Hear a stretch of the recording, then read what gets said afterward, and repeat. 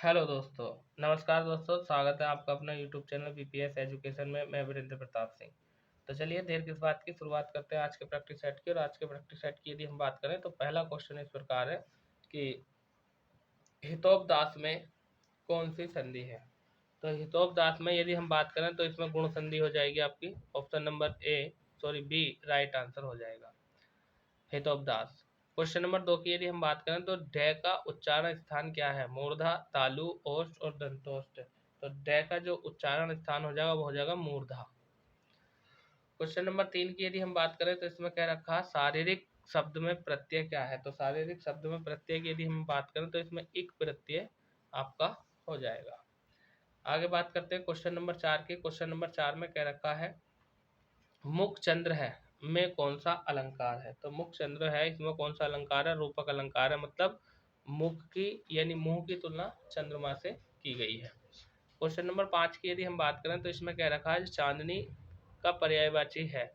मतलब ये जो चार ऑप्शन दिए हैं इनमें से कोई एक शब्द ऐसा है, एक ऑप्शन ऐसा है जो चांदनी का पर्यायवाची शब्द है। तो कौमुदी ये चांदनी का पर्यायवाची शब्द है। क्वेश्चन नंबर 6 की यदि हम बात करें तो इसमें कह रखा है कि छाती पर सांप को लौटना मुहावरे का अर्थ बताओ। तो छाती पर सांप लौटना मुहावरे का सही अर्थ होगा ऑप्शन नंबर सी, यानी ईर्ष्या से जल उठना। मतलब अगर कोई आदमी दूसरे से जलता है, जलन वाली भावना रखता है, तो समझ लो उसकी छाती पर सांप लौट रहे हैं। ये मुहावरा है। क्वेश्चन नंबर 7 में क्या रखा है, जहां पहुंचना कठिन हो के लिए एक शब्द बताओ। मतलब जहां पहुंचना कठिन हो इसके लिए एक शब्द हो जाएगा आपका दुर्गम। अर्वाचीन का विलोम शब्द है। ये जो अर्वाचीन शब्द दिया है इसका हमें विलोम शब्द बताना है। विलोम का मतलब होता है उल्टा, तो अर्वाचीन का हो जाएगा प्राचीन। 8 का आंसर हो जाएगा ऑप्शन नंबर ए। वही हम बात कर रहे हैं क्वेश्चन नंबर 9 की। तो इसमें क्या क्या रखा है, इसमें क्या रखा है कि जो मेहनत करेगा वह सफल होगा। भाई वाह, कितनी अच्छी बात की है ना। जो मेहनत करेगा वो सफल होगा। वाक्य में किस सर्वनाम का प्रयोग किया गया है। तो इसमें भैया संबंधवाचक, यानी मेहनत का संबंध है किससे, सफल होने से। तो संबंधवाचक सर्वनाम का प्रयोग किया गया क्वेश्चन नंबर 9 में। Option number B right answer हो जाएगा। भाई हम बात करें क्वेश्चन नंबर 10 की। तो इसमें क्या रखा है कि दुराचार में कौन सा उपसर्ग प्रयुक्त हुआ है। तो दुराचार में उपसर्ग की यदि हम बात करें दुर प्लस आचार, यानी ऑप्शन नंबर डी इसका राइट आंसर हो जाएगा। भाई हम बात करें क्वेश्चन नंबर 11 क्वेश्चन नंबर 12 की। तो इसमें क्या रखा है 11 में कि कौन सा शब्द वस्त्र का पर्याय है। पर्याय का मतलब होता है पर्यायवाची। ठीक है, तो वस्त्र का जो पर्यायवाची होगा वो होगा आपका चिर। Option number C right answer. Question number 12 में क्या रखा, कवि का स्त्रीलिंग क्या होगा। तो कवि का कवित्री होगा, लेकिन सारे कवित्री लिखे हैं, लेकिन हमें इसमें से ढूंढना है कि शुद्ध रूप से जो कवित्री लिखा हुआ है वो कौन सा है। तो ऑप्शन नंबर डी कवयित्री ये आपका राइट आंसर हो जाएगा। क्वेश्चन नंबर 13 की यदि हम बात करें तो इसमें क्या रखा, सूर्य शब्द का स्त्रीलिंग क्या होगा। तो सूर्य शब्द का स्त्रीलिंग हो जाएगा सूर्या। Option number B right answer. Question number 14, निम्नलिखित में से शुद्ध वर्तनी कौन सी है, ये हमें बताना है। मतलब क्वेश्चन नंबर 14 की यदि मैं बात करूं तो अंजलि कौन सा सही लिखा हुआ है, ये वाला शुद्ध रूप से अंजलि लिखा हुआ है। बाकी तीनों अंजलि गलत लिखे हुए हैं वर्तनी की दृष्टि से। क्वेश्चन नंबर 15 में कह रहा है शुद्ध वाक्य चुनिए। मतलब ये जो चार वाक्य दिए हैं इन चार वाक्य में एक वाक्य शुद्ध है, ये हमें बताना है कि कौन सा वाक्य शुद्ध है। तो इसका राइट आंसर हो जाएगा माँ बच्चे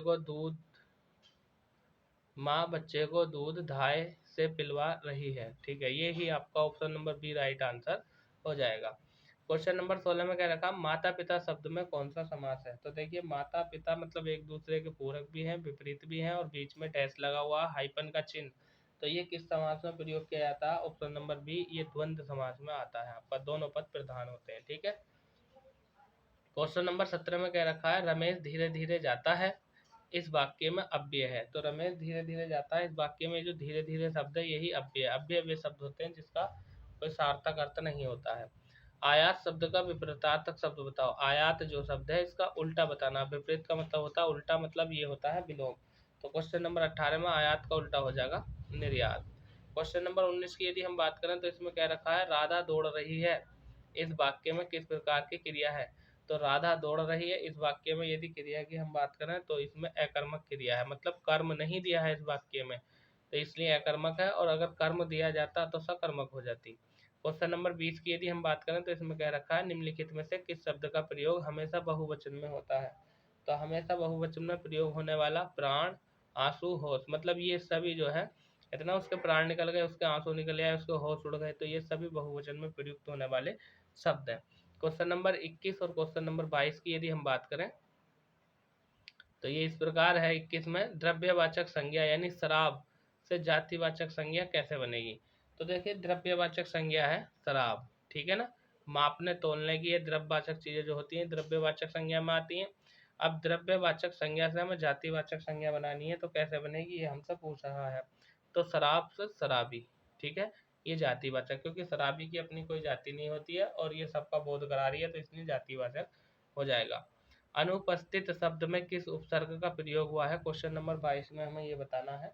तो इसमें जो है अन उपसर्ग का प्रयोग हुआ है, ठीक है, अन प्लस उपस्थित। क्वेश्चन नंबर 23 इस प्रकार है कि शरणागत में कौन सा समास है। शरणागत में कौन सा समास है, मतलब शरण को आगत, तो ये हो जाएगा आपका तत्पुरुष समास। में किस कारक का चिन्ह है, मतलब ये जो में दिया है ये वाला, ये किस कारक का शब्द चिन्ह है, कौन सा कारक का चिन्ह है ये हमें बताना है क्वेश्चन नंबर 24 में। तो अधिकरण कारक, ठीक है ना, में पे पर, ये अधिकरण कारक का शब्द चिन्ह है। क्वेश्चन नंबर 25 की अगर बात करें तो इसमें क्या रखा, पाप का पर्यायवाची शब्द नहीं है, मतलब जो पाप होता है उसका कौन सा पर्यायवाची शब्द नहीं है। 3 पाप के पर्यायवाची हैं, एक पर्यायवाची शब्द नहीं है, वो ही हमें बताना है। तो निष्कुलुष, ये जो है निष्कुलुष है, ये पाप का पर्यायवाची शब्द नहीं है, बाकी सब पाप के पर्यायवाची शब्द हैं, ठीक है। तो देखो 6 मिनट में पूरे 25 क्वेश्चन हिंदी के हमने समाप्त कर दिए हैं। अगला जो टॉपिक है हमारा वो है अंग्रेजी का, यानी अगले 25 क्वेश्चन इंग्लिश के हैं। और दोस्तों मैं यही कहूँगा कि यदि आप हमारे चैनल पर नए हैं, अभी तक चैनल को सब्सक्राइब नहीं किया है, तो प्लीज़ चैनल को सब्सक्राइब कर लीजिए। और वीडियो को लाइक तो कर ही दिया होगा आपने, नहीं किया है तो कर दीजिए। क्वेश्चन नंबर 26 में क्या रखा है, choose the correct punctuated sentence, मतलब किस सेंटेंस में पंचुएट का सही यानी करेक्ट रूप से इस्तेमाल हुआ, मतलब ये भ्राम चिन्हों की बात कर रहा है क्वेश्चन नंबर 26 में। 26 की यदि मैं बात करूं तो पहला क्वेश्चन है Nitish and Virat went to Delhi, तो ये ही आपका सही आंसर है। क्वेश्चन नंबर 27 में क्या रखा, fill in the blank with the appropriate preposition, मतलब कौन से प्रीपोजिशन का यहाँ पर सही इस्तेमाल किया जाएगा ये हमें बताना है। I have been studying in the school the last 5 years। देखिए यदि हम बात करें क्वेश्चन नंबर 27 की, तो देखिए यहाँ पर फोर का प्रयोग किया जाएगा, यानी वो पिछले 5 सालों से जो है स्टडी कर रहा, अध्ययन कर रहा है। वो कौन से पिछले साल है ये हमें नहीं कह रखा है, मतलब अनिश्चित टाइम दिया है, तो यहाँ पर हम फोर का प्रयोग करेंगे क्वेश्चन नंबर 27 में। आगे हम बात कर रहे हैं क्वेश्चन नंबर 28 की। 28 में क्या रखा है कि चूज द करेक्ट स्पेलिंग, मतलब ये जो हमें शब्द दिए हैं चार ऑप्शन जो दिए हैं इनमें से एक ऑप्शन की स्पेलिंग सही है लिखी हुई, ये हमें बताना है। क्वेश्चन नंबर 28 की यदि मैं बात करूं तो इंजॉयबल, ठीक है, ऑप्शन नंबर बी सॉरी ए इसका राइट आंसर हो जाएगा। इंजॉयबल की यदि मैं बात करूं तो इसका राइट आंसर क्या होता है, मतलब जो इंजॉय करने लायक हो। क्वेश्चन नंबर 29 में क्या रखा, right opposite the given words, मतलब ये जो वर्ड दिया है स्कोल्ड, इसका हमें अपोजिट बताना। अपोजिट का मतलब होता है उल्टा, विलोम शब्द बताना है क्वेश्चन नंबर 29 में कौन सा होगा। तो जो स्कोल्ड है इसका अर्थ होता है डांटना या फटकारना, ठीक है, और इसका जो विलोम होगा वो होगा प्रशंसा करना, तारीफ करना। तो आपका प्राइस जो है राइट आंसर हो जाएगा option number C. Question number 30 की यदि मैं बात करूं तो इसमें क्या रखा, अपोजिट वर्ड, मतलब इसमें भी हमें विलोम शब्द का प्रयोग करना है। मतलब कौन सा है जो विलोम शब्द है, ये स्टेबल, ये जो स्टेबल शब्द दिया है इसका हमें विलोम बताना। तो पहले तो हमें ये पता होना चाहिए स्टेबल का अर्थ क्या होता है। स्टेबल का अर्थ होता है स्थिर या स्थायी या अचल।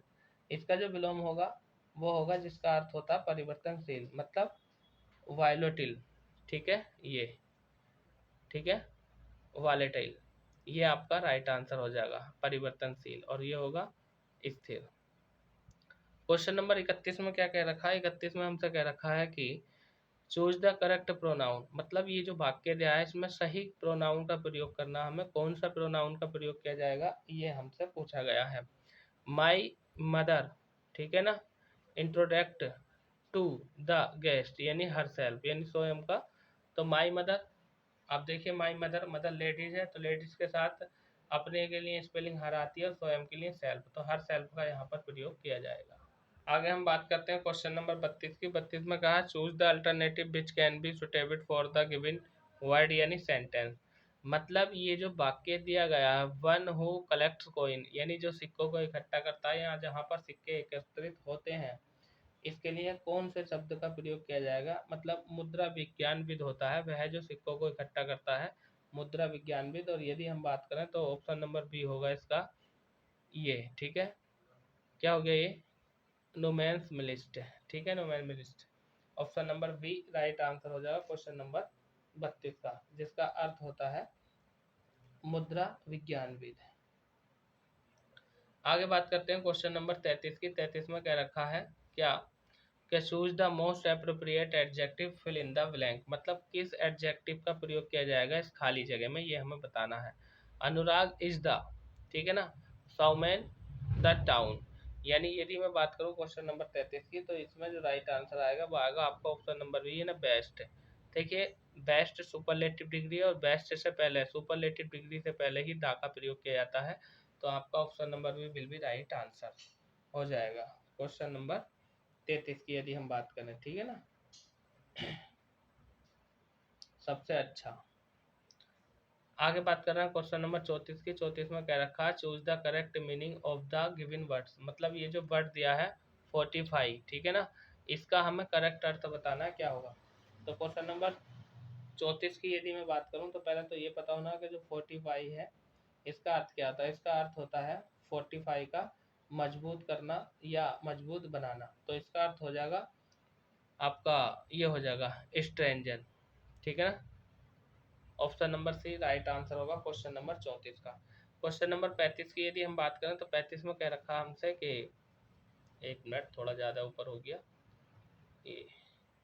क्वेश्चन नंबर 35 में क्या रखा हमसे कि choose the correct meaning of the given words. मतलब ये जो शब्द दिया आपका पेनिसल, इसका हमें सही अर्थ बताना क्या होगा। तो क्वेश्चन नंबर 35 की यदि हम बात करूं, ये जो पेनिसल दिया है इसका जो अर्थ होता है वो होता है शिखर या चोटी। तो सही हो जाएगा इसका submit, option number D right answer हो जाएगा, शिखर या चोटी। आगे बात करते हैं क्वेश्चन नंबर 36 की। 36 में कह रखा है identify the interjection from the following sentence. मतलब इंटरजेक्शन की यदि हम बात करें, तो मैंने कई बार बताया, हर प्रैक्टिस सेट में ये आता है कि जिसके साथ एक्सक्लेमेटरी चिन्ह लगा हुआ होता है वही आपका इंटरजेक्शन होता है। तो एलास, और एलास किस में दिया, ऑप्शन नंबर डी में दिया है। क्वेश्चन नंबर 37 की यदि हम बात करें, तो 37 में कह रखा है select the alternative related word from the given alternatives. मतलब ये जो शब्द दिए, जैसे महाराष्ट्र, महाराष्ट्र इंडिया, मतलब महाराष्ट्र राज्य है कहाँ, इंडिया में। वैसे टेक्सास ये कहाँ पड़ता है, ये हमें बताना क्वेश्चन नंबर 37 में। तो 37 की यदि मैं बात करूँ, तो यूएसए में ये शहर पड़ता है आपका। आगे बात कर रहे हैं क्वेश्चन नंबर 38 की। इसमें क्या रखा है, fill in the blank with the plural form. मतलब गिवन वर्ड ब्रैकेट्स। मतलब ये जो दिया है ये शब्द ब्रैकेट में, ठीक है ना, बिलोंगिंग, इसकी हमें प्लूरल फॉर्म का प्रयोग करना है। His have been stolen from the waiting room. तो इसका जो प्लूरल होगा क्वेश्चन नंबर 38 की यदि हम बात करें, तो ऑप्शन नंबर सी हो जाएगा ये, इसमें एस लग जाएगा। ठीक है ना, ब्लोइंगिस। क्वेश्चन नंबर 39 की यदि बात करें, तो 39 में कह रखा है कि choose the most appropriate question tag. मतलब यहाँ पर हमें क्वेश्चन टैग का प्रयोग करना है। क्वेश्चन टैग क्या होता है, वाक्य को यस या नो में लिखते हैं। और यदि हम बात करें तो क्वेश्चन टैग में वाक्य पॉजिटिव है तो क्वेश्चन टैग निगेटिव आता है। और यदि वाक्य लेट से होता है तो उसमें विल या शैल या शुड या वुड का प्रयोग किया जाता है। क्वेश्चन नंबर 39 की यदि हम बात करें, तो इसमें हो जाएगा would you, let her go would you, क्या तुम जाओगे। क्वेश्चन नंबर 40 की यदि मैं बात करूं, तो 40 में क्या रखा है कि choose the meaningful word from the given jumbled word. मतलब ये जो स्पेलिंग्स दी है आपकी PORTEP, तो इससे कौन सा शब्द करेक्ट बनेगा जिसका कि अपने में कोई एक अर्थ भी होगा। ठीक है, तो कहने का मतलब ये है, इसका जो करेक्ट आंसर बनेगा वो बनेगा क्वेश्चन नंबर 40 का ए, जिसका अर्थ ये था रिपोर्ट। रिपोर्ट का मतलब क्या होता है, रिपोर्ट का मतलब होता है मतलब प्रतिवेदन या सूचना। आगे हम बात कर रहे हैं क्वेश्चन नंबर 41 की। इसमें क्या रखा है, choose the correct from of a noun that sweets the given sentence. मतलब हमें इसमें नाउन का प्रयोग करना है। कौन से नाउन का प्रयोग किया जाएगा, क्वेश्चन नंबर 41 में हमें ये बताना है। तो कहने का मतलब है नेहा वो थे मोनचोप बनाना, बंच माने होता है गुच्छा, यानी उसने केलों का गुच्छा खरीदा। ठीक है, क्वेश्चन नंबर 41 का आंसर हो जाएगा ऑप्शन नंबर सी। वहीं 42 की यदि हम बात करें तो 42 में क्या रखा है, read the given sentence carefully and choose the correct tense. मतलब ये जो टेंस दिया है ये किस काल का टेंस है, कौन से काल का वाक्य है, ये हमें बताना है क्वेश्चन नंबर 42 में। और 42 की यदि मैं बात करूं तो इसका राइट आंसर क्या होगा, देख लीजिए, पढ़ कर देख लेते हैं। सी विल हैव, देखिए विल हैव का प्रयोग जो किया जाता है वो परफेक्ट में किया जाता है। विल फ्यूचर और हैव परफेक्ट, तो मतलब फ्यूचर परफेक्ट का टेंस हो जाएगा, हमें हेल्पिंग वर्ब से पता चल जाता है। और वर्ब की थर्ड फॉर्म यदि है ऑलरेडी प्रिपेयर्ड। ठीक है, आगे बात करना है क्वेश्चन नंबर 43 की। 43 में क्या रखा, चूज द करेक्ट वर्ब, मतलब इसमें हमें करेक्ट वर्ब का प्रयोग करना है। कौन सी वर्ब इसमें यूज की जाएगी, क्वेश्चन नंबर 43 में ये हमसे कह रहा है क्या, आई ऑलवेज, अवेक आ जाएगा, ऑलवेज है awake first form up to 6 PM। ठीक है, वह हमेशा 6 बजे उठ जाता है। क्वेश्चन नंबर 44 की यदि हम बात करें तो 44 में क्या रखा, fill in the blank with the suitable verb to make the given sentence in past indefinite। मतलब जो past indefinite tense दिया है ये वाला, कौन सी वर्ब का प्रयोग किया जाएगा। देखिए क्वेश्चन नंबर 44 की यदि मैं बात करूं तो पास्ट इंडेफिनिट का जो सिंपल टेंस होता है उसमें वर्ब की सेकंड फॉर्म यूज की जाती है।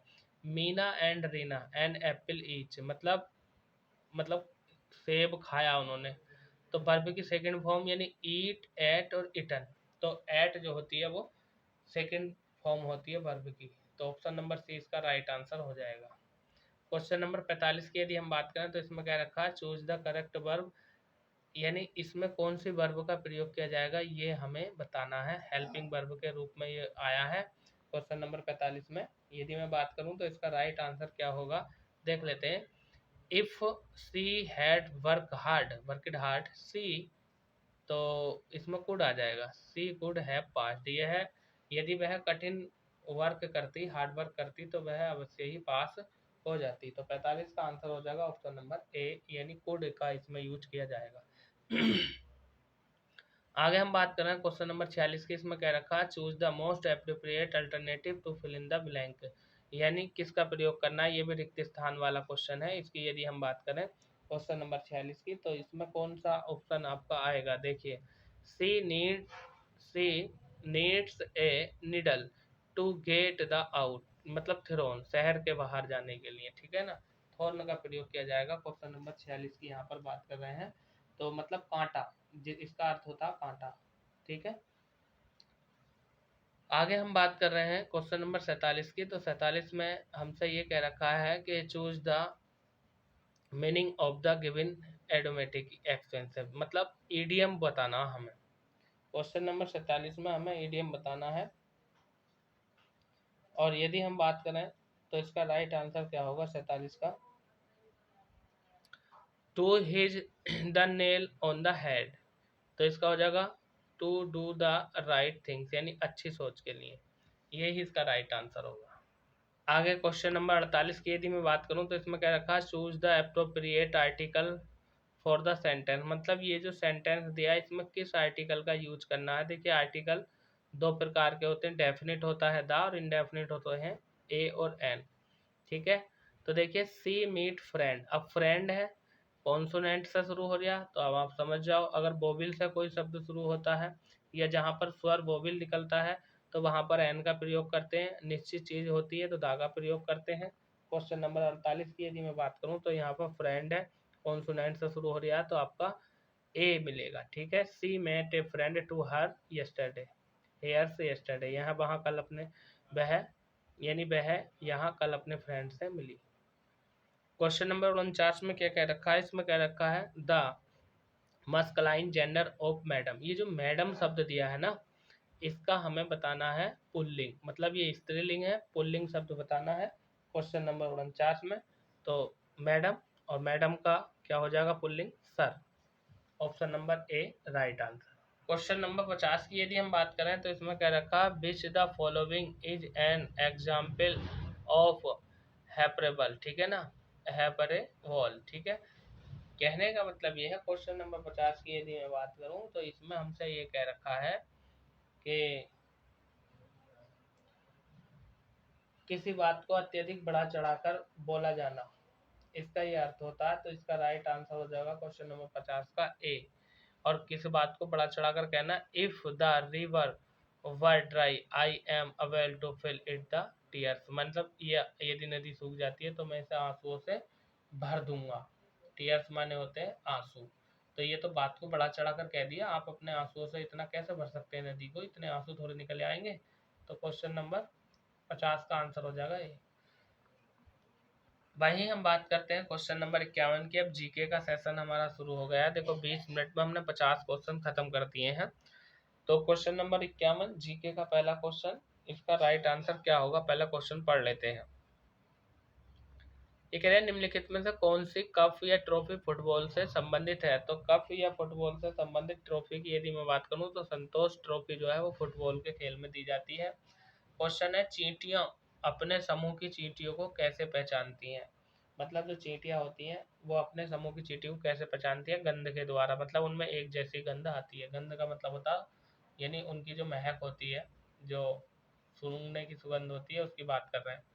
क्वेश्चन नंबर 53 में कह रहा है रसगुल्ला की लोकप्रिय मिठाई है। मतलब रसगुल्ला कहाँ की लोकप्रिय मिठाई है, ये हमसे पूछा है। तो जो पश्चिम बंगाल है वहाँ की लोकप्रिय यानी फेमस मिठाई है। वैसे रसगुल्ला तो आपने भी खाया होगा, अच्छा लगता है ना। हाँ, ज़्यादा नहीं खाना चाहिए, शुगर बना देता।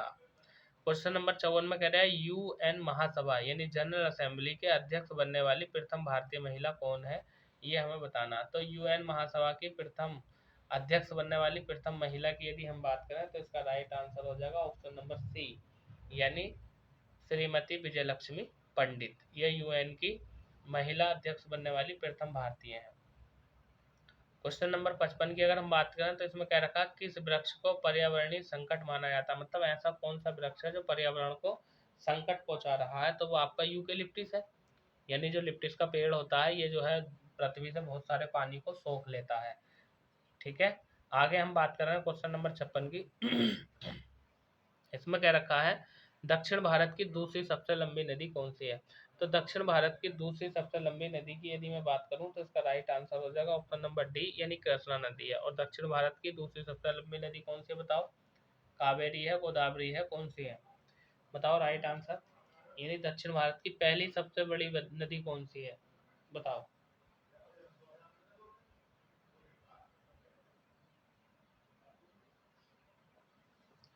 बंगाल की खाड़ी में गिरती है।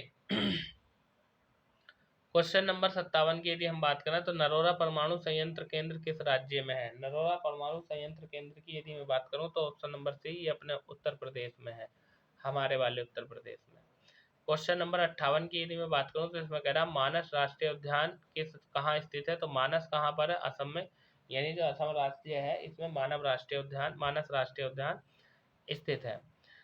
बढ़ते बढ़ते बच्चों को अधिक आवश्यकता, मतलब जो बच्चे बढ़ रहे हैं, जो बच्चा अपनी ग्रोथ कर रहा है, तो बच्चा जो बढ़ रहा है ग्रोथ कर रहा है तो उसके लिए कौन सी चीज आवश्यक है ये हमें बताना है। तो ऑप्शन नंबर सी, यानी प्रोटीन की उसे अति आवश्यकता है जिससे उसका शरीर हिष्ट पुष्ट और मजबूत बन सके।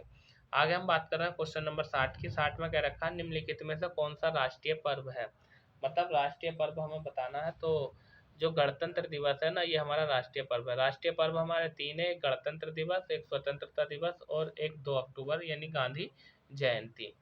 आगे हम बात कर रहे हैं क्वेश्चन नंबर 61 में कह रखा है कि डॉक्टर डॉक्टर अमर्त्य सेन ने किस क्षेत्र में नोबेल पुरस्कार जीता था। मतलब जो डॉक्टर अमर्त्य सेन थे इन्होंने जो पुरस्कार जीता था वो अर्थशास्त्र के क्षेत्र में जीता था।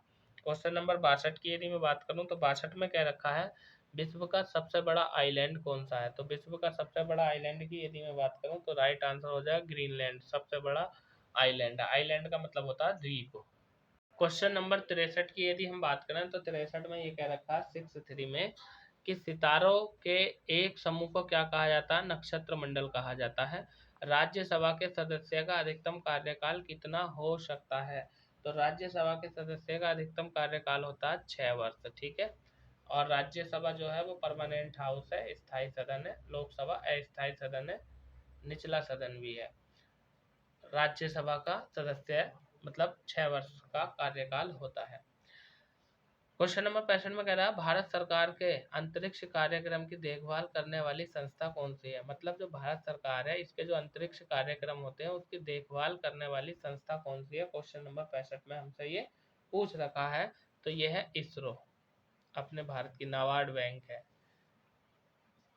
क्वेश्चन नंबर 66 की यदि हम बात करें तो इसमें कह रखा सारे जहां से अच्छा गीत किसने लिखा था। तो सारे जहां से अच्छा गीत लिखने वाले व्यक्ति थे मोहम्मद इकबाल। सारे जहां से अच्छा हिंदोस्तां हमारा। क्वेश्चन नंबर 67 की यदि हम बात करें तो इसने कह रखा है माइनटी ईस्ट, एक मिनट ब्लर कर रहा है कैमरा, माइनटी सॉरी 19 ईस्ट रीज कहाँ पर है। तो 19 ईस्ट रीज की यदि हम बात करें तो ये ऑप्शन नंबर है हिंद महासागर में है। ठीक है, 19 ईस्ट। आप ये सोच रहे होंगे 19 ईस्ट क्या है, तो ये कटक है जो हिंद महासागर। कटक का मतलब होता है जो मतलब महासागरों के अंदर पर्वत पाए जाते हैं ना, उन्हें कटक बोलते हैं। तो ये 19 ईस्ट कटक है, मतलब रीज है, ये कहाँ पाया जाता है, हिंद महासागर में। आगे हम बात कर रहे हैं क्वेश्चन नंबर 68 की। क्वेश्चन नंबर 68 में हमसे पूछ रखा है कि हीराकुंड बांध किस नदी पर है। तो महानदी पर बना है हीराकुंड बांध, जो कि भारत का ही नहीं बल्कि विश्व का सबसे लंबा नदी बांध है, उड़ीसा राज्य में पड़ता है। क्वेश्चन नंबर 69 में कह रखा है कि निम्न में से कौन सा भारतीय खेल नहीं है। मतलब ऐसा कौन सा खेल है जो भारत का नहीं है, भारत में नहीं खेला जाता है। 69 में हमसे पूछा है, तो रग्बी भारत का खेल नहीं है, बाकी सब भारत के खेल हैं।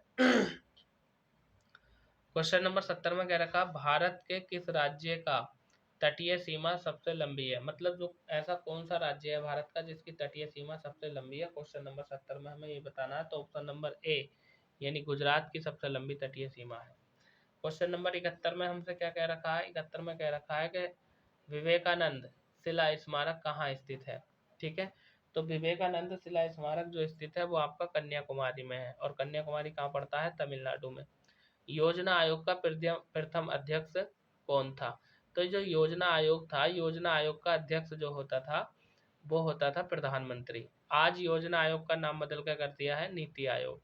ठीक है, अब प्रथम योजना कब होगी, जब प्रथम प्रधानमंत्री होगा। तो प्रथम प्रधानमंत्री कौन थे, जवाहरलाल नेहरू। लेकिन ये योजना आयोग के उस समय अध्यक्ष थे या नहीं थे, आप बता सकते हैं। तो जो भारत के प्रथम प्रधानमंत्री थे वो थे जवाहरलाल नेहरू, और यही प्रथम योजना आयोग के अध्यक्ष थे। आगे बात कर रहे हैं क्वेश्चन नंबर 73 की। 73 में क्या रखा है कि भारत के संविधान निर्माताओं का मत निम्नलिखित में से किससे प्रतिबंधित होता है।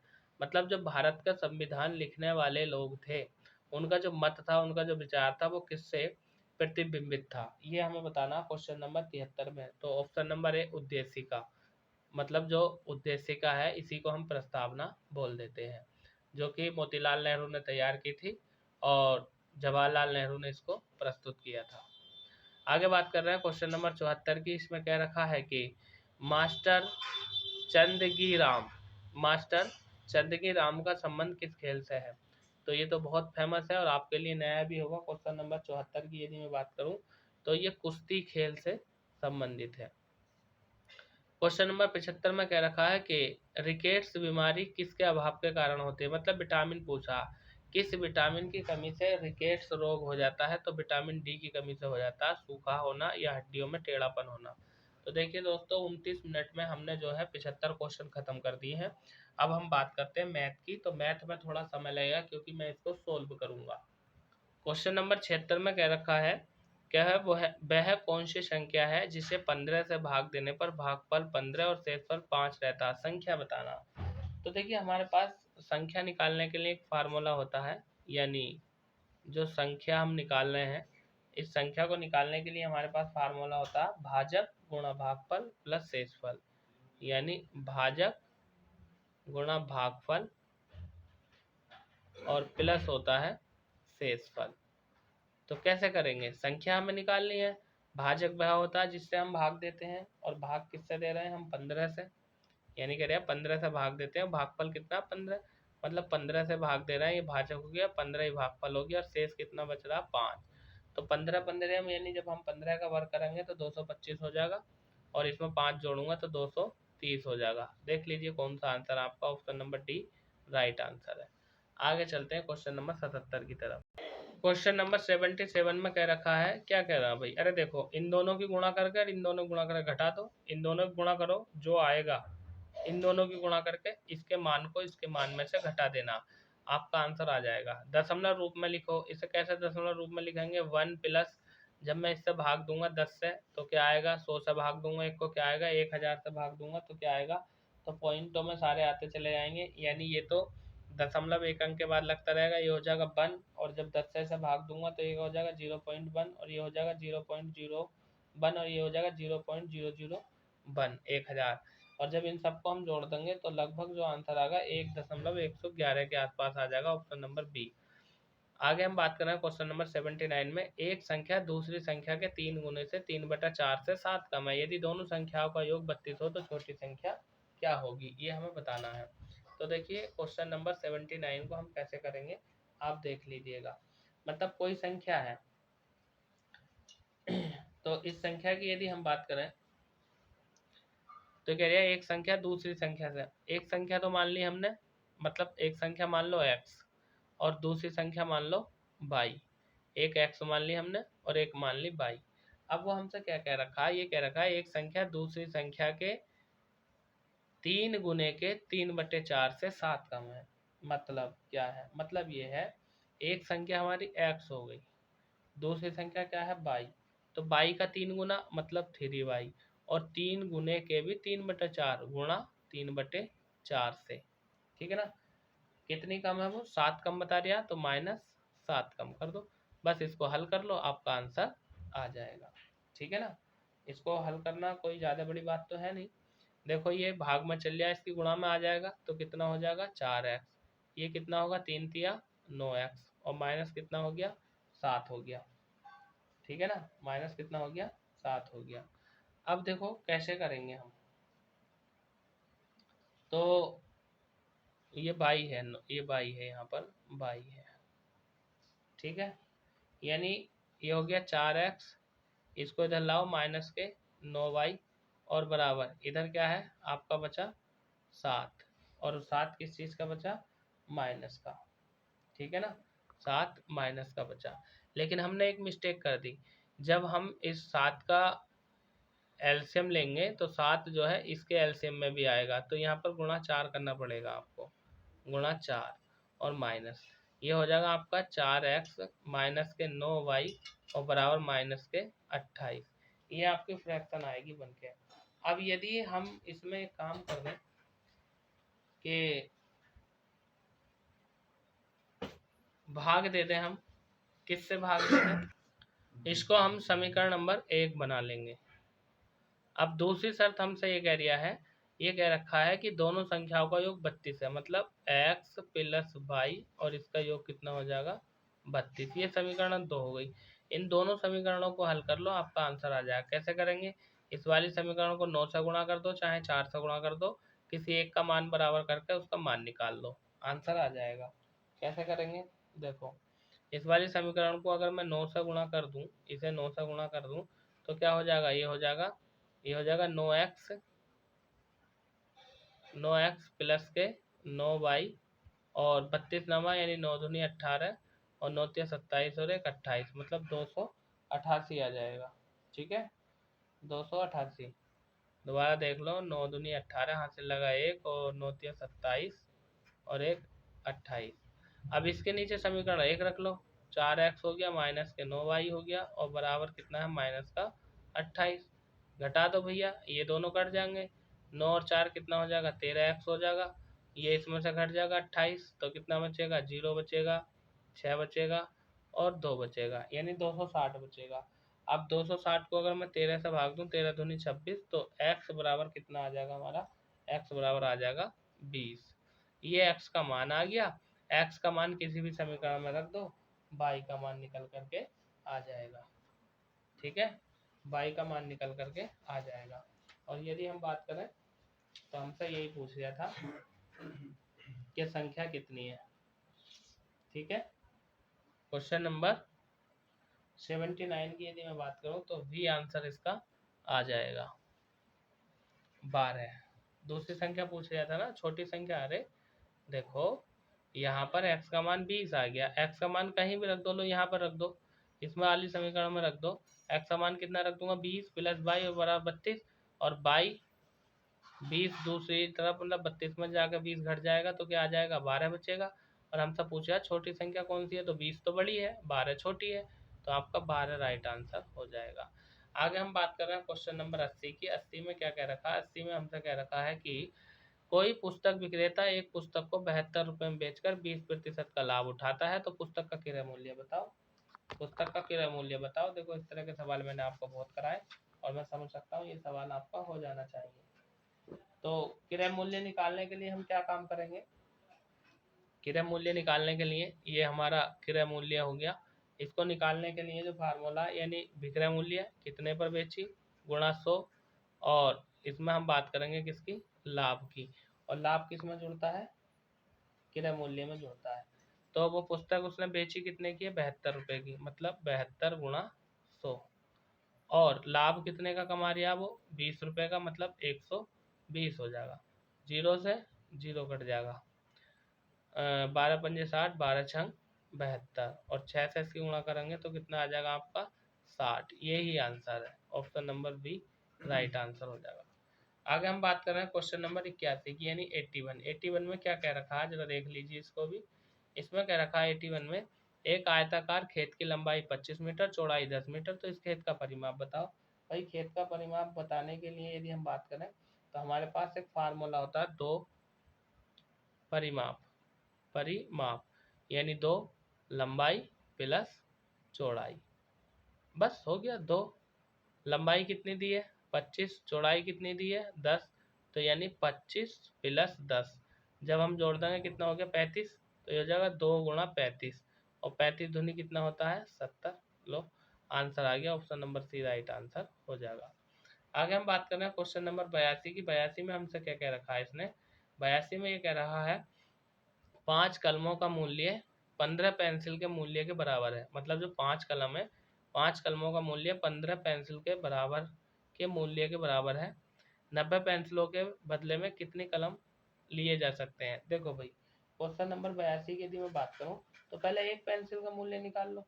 एक पेंसिल कितने की होगी, मतलब 5 कलमों का मूल्य 15 है, तो एक कलम का मूल्य, एक कलम कितने की हो जाएगी यानी 15/5, तो 5 एकन 5 से 15, एक कलम कितने की हो गई 3 रुपए की हो गई।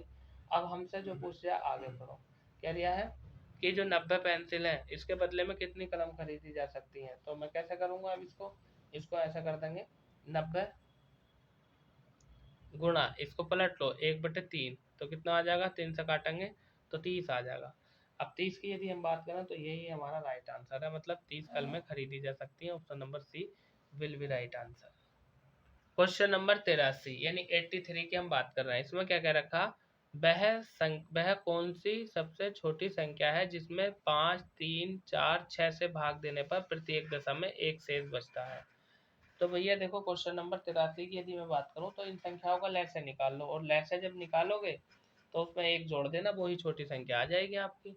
यानी 5, 3, 4, 6 की यदि लैसे की बात करें तो इसका लैसा हो जाएगा 60, और 60 में हम एक जोड़ देंगे जो शेष बच रहा है, तो कितनी हो जाएगी 61 आंसर आ जाएगा आपका, ऑप्शन नंबर डी। इसमें क्या रखा है, दिए गए व्यंजक को हल कीजिए। अरे भाई इसमें क्या हल करना, 16√3 माइनस का √48 माइनस 2√27, तो इसमें क्या करना है भैया, इनका मान निकाल लो, और मान निकालने के बाद सबकी गुणा भाग कर दो, आंसर आ जाएगा आपका। कैसे, देखो सुनो, ये दिया है 16√3 माइनस 48 है, 48 कैसे लिखेंगे, 2 गुणा 2 गुणा 2 गुणा 2, 2 दूनी 4 दूनी 8 दूनी 16, और 16 तिया 48, ये लिख देंगे हम। और आगे चल लिया आपका माइनस 2√27, इसे लिख लेंगे 3 गुणा 3 ये आ जाएगा।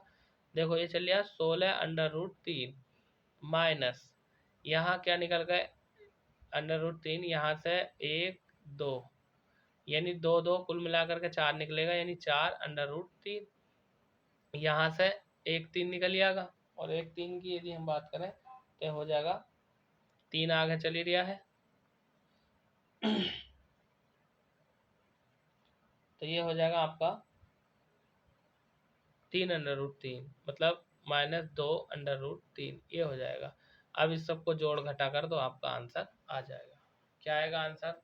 16√3, 4√3, 2√3, तो 16 में से 4 और 2 6 घटा दो, 16 में से 6 घटाए कितना बचेगा? 10 बचेगा, तो 10√3, मतलब इन सबको जोड़ के इसमें से घटाना हमें। कैसे घटेगा सुन लो, देखो यहाँ पर ये ऐसे आ गया, इसमें से 1 2 निकाला, 1 2, तो 2 2 2 दूनी 4, ये हो गया 4, और √3 यहाँ पर 1 2 तो ये चल रहा है, ये हो गया, और 3 के जोड़े में से 1 3 और निकलेगा, ये आगा 2 गुणा 3 और √3 ये आ जाएगा। अब देखो ये तो दिया आपका 16√3, ये 4 है, और 4 और 3 दूनी 6, 4 और 6 कितना हो जाएगा? 10, माइनस के 10√3 हो जाएगा। अब 16√3 में से 10√3 घटा देंगे तो 6√3 बचेगा, ये आपका आंसर आ जाएगा। तो आपका option number A right answer हो जाएगा। आगे हम बात कर रहे हैं क्वेश्चन नंबर 85 की। 85 में क्या कह रखा है? 85 में हमसे कह रखा है एक गांव की आबादी 2017 में 16,000 थी, वर्ष 2018 में बढ़कर के 16,400 हो गई। आबादी में कितने प्रतिशत की वृद्धि हुई? तो देखो भाई इसमें क्या करना, क्वेश्चन नंबर 85 में सबसे पहले हम क्या करेंगे, आबादी की वृद्धि निकाल लो। मतलब 16,000 थी, 16,000 से कितनी हो गई? 16,400। तो वृद्धि कैसे निकालेंगे? 16,400 में 16,000 घटा देंगे, तो मतलब 400 की वृद्धि हुई है। और किस पे हुई है? 16,000 पे हुई है। प्रतिशत वृद्धि पूछ रहे हैं हमसे, तो प्रतिशत वृद्धि की यदि मैं बात करूं तो कैसे हो जाएगा? 400 वृद्धि हुई, कितने पे हुई? 1600 पे हुई, 16,000 पे, और गुणा 100, 1 2 1 2, फिर इससे ये कटेगा, तो अब क्या बचा? 40 और बटे 16 बचा, 40 और बटे 16 बचा। जब इससे भाग दे दूंगा तो हमारा जो राइट आ जाएगा 2 सही 1/2 आ जाएगा। 16 दूनी 32 होते हैं, 16 दूनी 32, 16 48, मतलब भाई हम बात करते हैं क्वेश्चन नंबर 86 की। इसमें क्या रखा है, एक टोकरी में रखे आमों में से 20% खराब है तथा इस टोकरी में खराब आमों की संख्या 3500, तो कुल कितने आम है? देखो भैया जो टोकरी दे रखी है उसमें आमों का नहीं पता कितने हैं। मान लो आम कितने हैं? x आम है। अब इन x आमों में से कितने आम खराब हो गए? 20% आम खराब हो गए। तो x का 20% मतलब 20/100, 20 ही 20, 20 पंजे 100, मतलब x/5 आ जाएगा। अरे यहाँ एक बचा, एक की गुणा करूंगा x में, तो एक x/5 आ गया। अब वो हमसे क्या कह रखा, वो ये कह रखा ये जो खराब आम हमने निकाल दिए, सही आम बचे। अब वो कह दिया है कि खराब आमों की संख्या कितनी है? 35, तो कुल आम हमें बताने हैं। ठीक है, तो कैसे करेंगे भैया? ये हो जाएगा आपका 35 आम खराब है। कैसे करेंगे? अब ये तो सही आम हो गए, खराब कितने हो गए? 35। अब x बराबर इस 5 की गुणा जब इसमें करूंगा तो 35 पंजे कितने होते हैं? 175। ये आपका आंसर हो गया, option number B. Question number 87 में क्या रखा है, एक वर्गाकार खेत का क्षेत्रफल 3600 वर्ग मीटर है, इसकी एक भुजा की माप ज्ञात कीजिए। मतलब हम जानते हैं जो वर्ग का क्षेत्रफल होता है, वर्ग का क्षेत्रफल की यदि मैं बात करूं तो ये होता है भुजा की घात 2, भुजा की घात 2, और कितना दे रखा हमें? 3600। इधर जाकर वर्ग चढ़ जाएगा, यानी हमसे भुजा पूछा है, भुजा बराबर इस पर अंडर रूट चला जाएगा 3600, और 3600 में से यदि हम बात करें तो कितना निकल कर आएगा? 60 आ जाएगा। ये आपका आंसर है भाई 6। देखो कैसे लिखेंगे, 36 का वर्गमूल कितना होता है? 6, और 2 जीरो में से 1 जीरो आ जाएगा, 60 आपका आंसर हो जाएगा।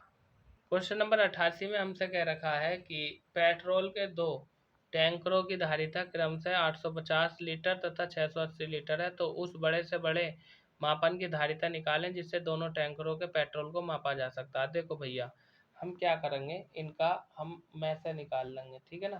पहले इनके गुणनखंड करो। गुणनखंड कैसे करेंगे हम, जरा ध्यान दो उधर। कहने का मतलब ये है कि ये जो आपका 850 है, ये जो 850 है इसके टुकड़े कर लो। 850 के टुकड़े हम करेंगे तो 2 गुणा 5 गुणा 5 गुणा 17 ये आ जाएगा। वही हम बात करेंगे आपका ये 680, जो 680 है इसके टुकड़े कर लो। जब 680 के गुणनखंड करूँगा तो कितना आ जाएगा, 2 गुणा 2 गुणा 2 गुणा 5 और गुणा 17, इनके गुणनखंड करके देख लेना। ठीक है, अब हम क्या करेंगे, हम इनका में से निकालेंगे। जब में से निकालेंगे 1 2 1 2, तो एक तो आ गया आपका 2 गुणा 1 5 यहाँ पर, 1 5 यहाँ पर 5 और गुणा 17 और 17, एक आ जाएगा 17, 17 पंजे 85 और 85 धुनी कितने होते हैं भैया, 85 धुनी होते हैं 170। ये आपका राइट आंसर हो जाएगा, यानी option number B right answer हो जाएगा। आगे क्वेश्चन नंबर 89 की यदि हम बात करें, तो इससे पहले मैं आपसे यही कहूँगा कि यदि आप हमारे चैनल पर नए हैं, चैनल को सब्सक्राइब नहीं किया है तो सब्सक्राइब कर लीजिए, और यदि आपने चैनल को सब्सक्राइब कर लिया है तो ये मेरी आपसे रिक्वेस्ट है कि इस वीडियो का लिंक और हमारे चैनल को अपने यार दोस्तों में भेजिए, सेंड कीजिए, ताकि वो भी चैनल को सब्सक्राइब कर सकें।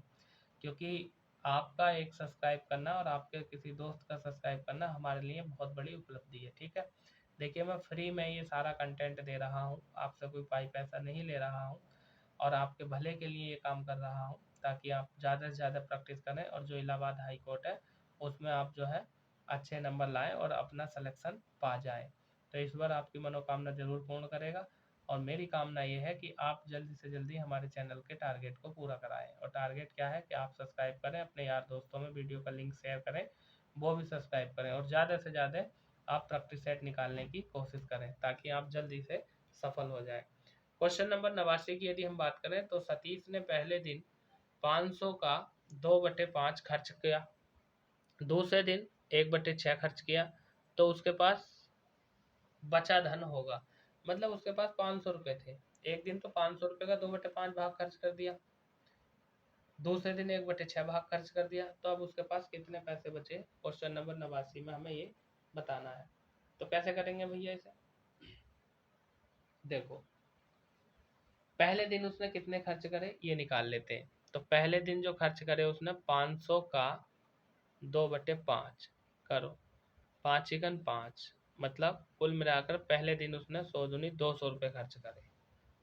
अब हम बात करते हैं कि उसने दूसरे दिन कितने खर्च करे। अब ये जो 500 रुपये थे, इस 500 रुपये में से 200 रुपये निकाल दो, तो कितने रुपए बचे, 300 रुपये बचे। अब इन 300 रुपये को जो खर्च कर रहा वो 1/6 खर्च कर रहा, क्या नहीं रखा भाई, पहले दिन 2/5 खर्च करे, मतलब 200 रुपये खर्च कर दिया, 500 में से 200 निकाल दूंगा, 300 बचे। अब इन 300 में से कह रहा दूसरे दिन 1/6 खर्च करा, तो कितना, 6 6 पंजे 30, तो कितना आ गया, ये आ गया आपका 50। अब यदि हम बात करें तो हमसे ये पूछ रहा उसके पास कितने रुपए बचे, ठीक है ना, मतलब 200 पहले खर्च कर दिए पहले दिन, 50 दूसरे दिन खर्च कर दिया, टोटल रुपए कितने थे 500, कितने खर्च कर दिए 200 और 50, 250 रुपये खर्च कर दिए, मतलब 250 खर्च कर दिए, कितने बचे 250 ही बचे, 250 खर्च हो गए 2 दिन में, 250 रुपये बचे। तो ऑप्शन नंबर बी आपका राइट आंसर हो जाएगा।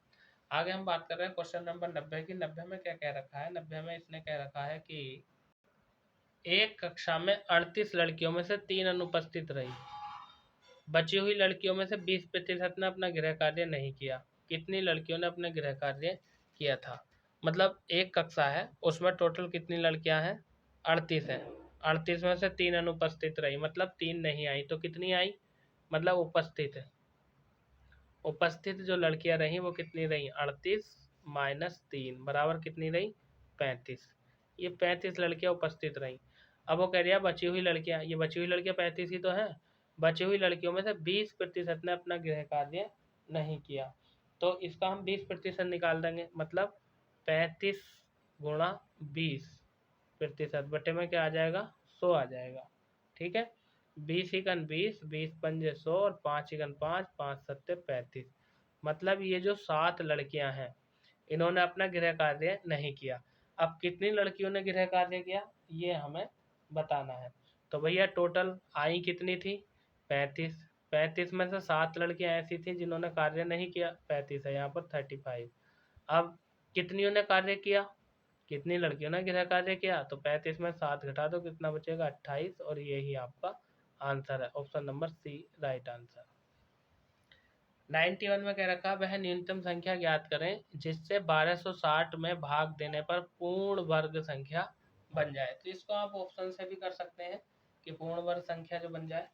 तो और यदि ऑप्शन से नहीं करना चाहते, बिना ऑप्शन के करना चाहते हैं, तो देख लीजिए ये 1260 जो है ना, इसके आप गुणनखंड कर लो, और गुणनखंड करने पर जिसका जोड़ा नहीं बनता है वो ही संख्या भाग करने पर, जैसे हम बात करें 1260 की, देखिए इधर देख लीजिए 1260 है, जब मैं इसके टुकड़े करूंगा तो इसके टुकड़े कितने हो जाएंगे भाई, एक तो 2 गुणा 2 गुणा 3 गुणा 3 गुणा 5 गुणा 7, कैसे 7 पंजे 35 और 35 तिया कितने होते हैं 105, 105 दिया फिर उससे 4 से गुणा करते हैं, कुल मिलाकर के ये 1260 के गुणनखंड आ गए। देखो 2 का जोड़ा बन गया, 3 का जोड़ा बन गया, 5 और 7 का जोड़ा नहीं बना, तो 5 और 7 हम कैसे करेंगे, 5 गुणा 7 बराबर कितना आ जाएगा, 35 आ जाएगा।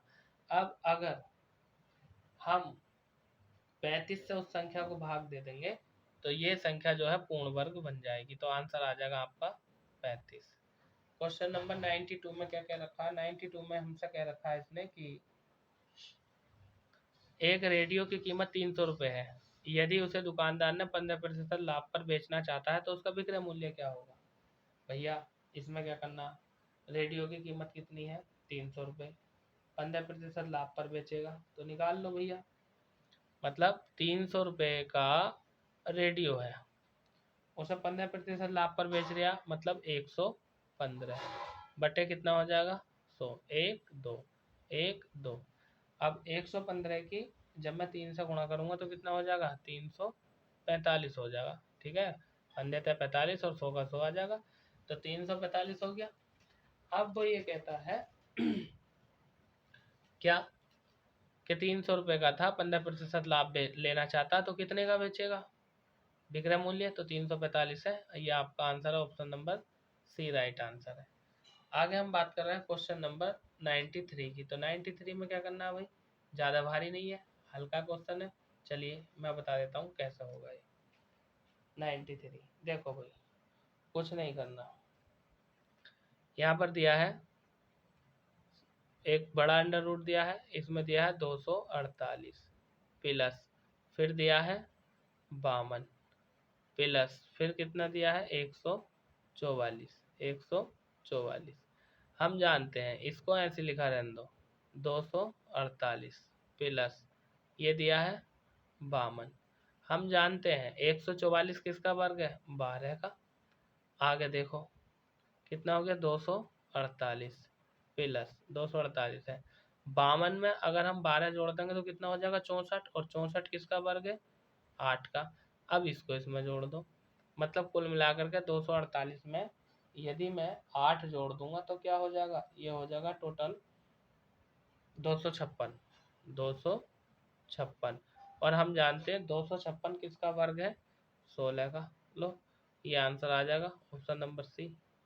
आगे बात करते हैं क्वेश्चन नंबर 94 की, यानी 94, इसमें क्या कह रखा है, इसमें कह रखा है कि कमल ने एक बैंक से 500 रुपये उधार लिए, यदि ब्याज की दर 6% प्रति वर्ष हो तो 2 वर्ष बाद वह कितना धन बैंक को वापस करेगा।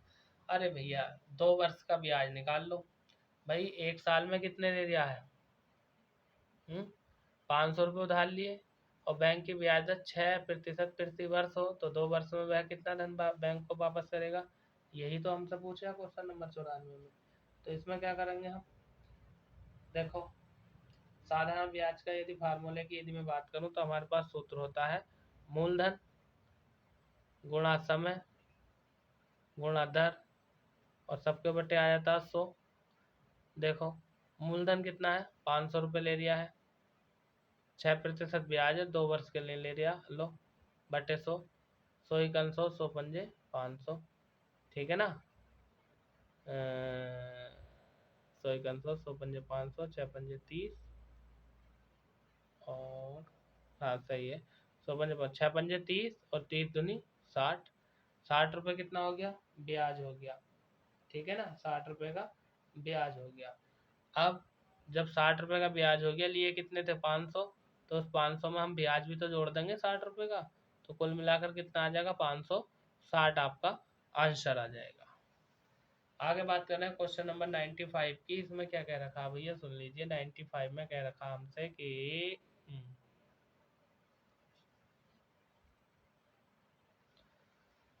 91 में कहा एक कार 75 किलोमीटर प्रति घंटा की समान गति से चलती है, 350 किलोमीटर दूरी तय करने में उसे कितना समय लगेगा।